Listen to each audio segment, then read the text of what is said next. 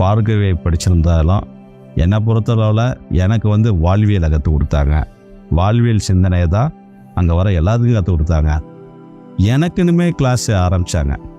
நான் ஒரு விஷயத்துக்கான முயற்சி பண்ணனால என்னை உருவாக்கணுங்கிறத கிளாஸ் ஸ்டடி பண்ணாங்க. இந்த கிளாஸை நானும் அட்டன் பண்ணிட்டு வந்தேன்.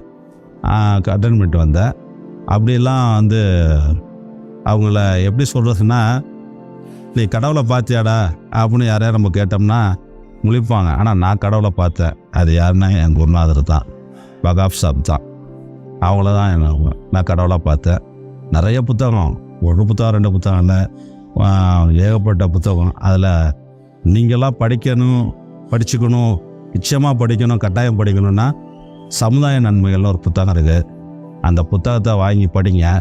அது மாதிரி நீங்கள் அந்த வாய்ப்பு கிடைச்சா யாருக்காவது நீங்கள் புத்தகம் கிஃப்ட் கொடுக்கணும் அப்படின்னு நினச்சா கூட அந்த சமுதாய நன்மைகள் புத்தகம்